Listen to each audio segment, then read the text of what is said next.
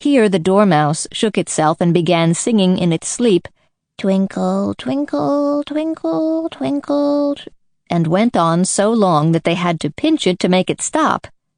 "Well, I'd hardly finished the first verse," said the Hatter, when the Queen bawled out, "He's murdering the time! Off with his head!"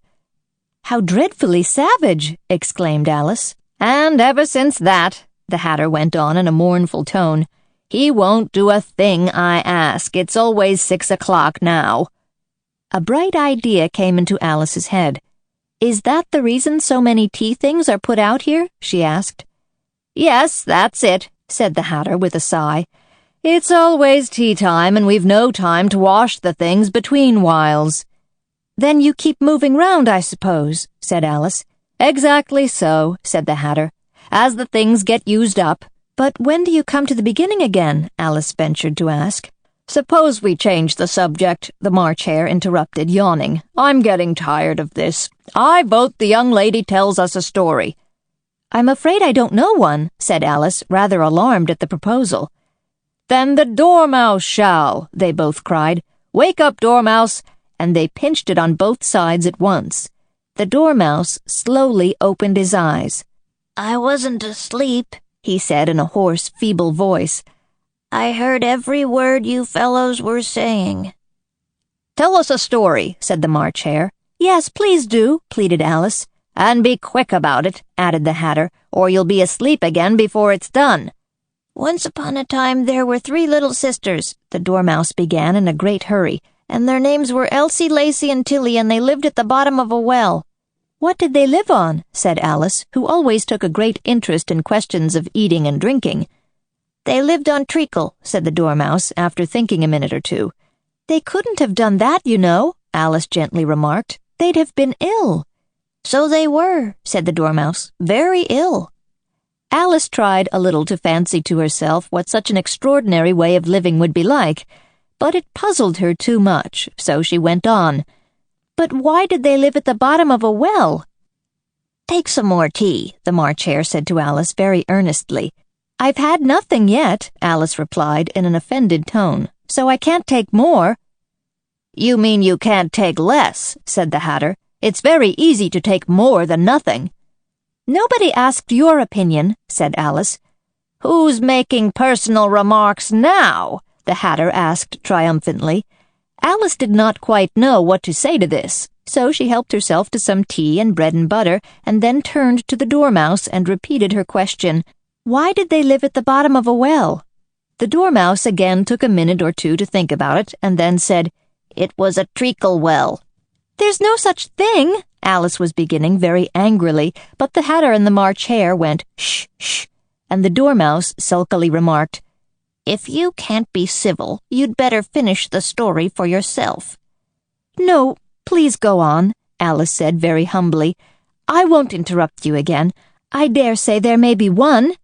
"One indeed," said the Dormouse indignantly. However, he consented to go on.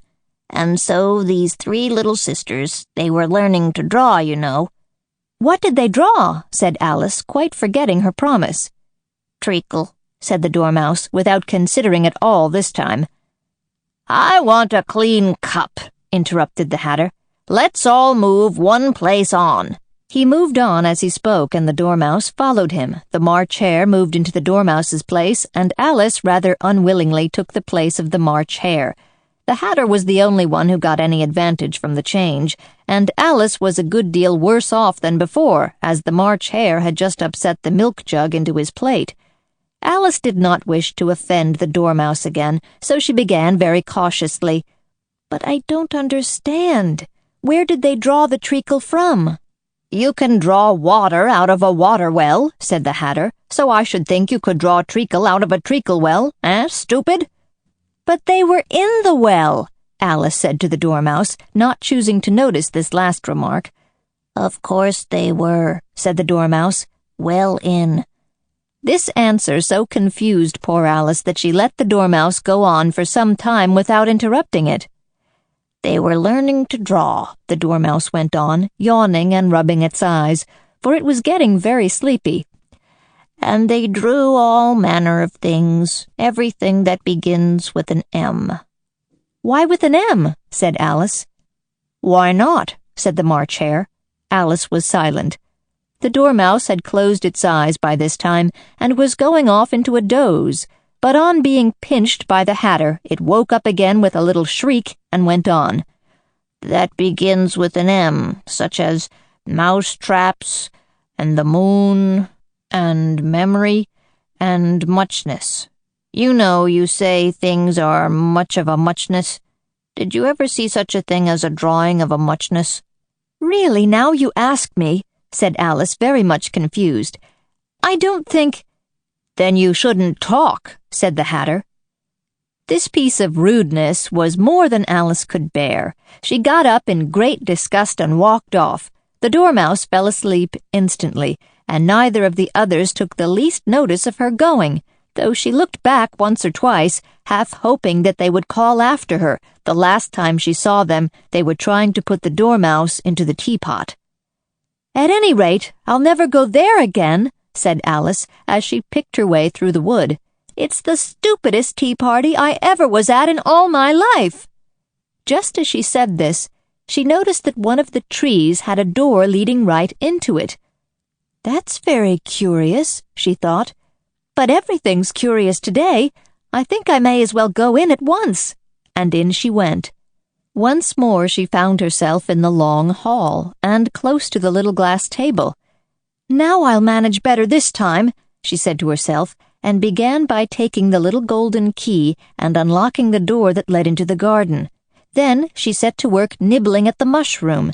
She had kept a piece of it in her pocket, till she was about a foot high. Then she walked down the little passage, and then she found herself at last in the beautiful garden, among the bright flower beds and the cool fountains.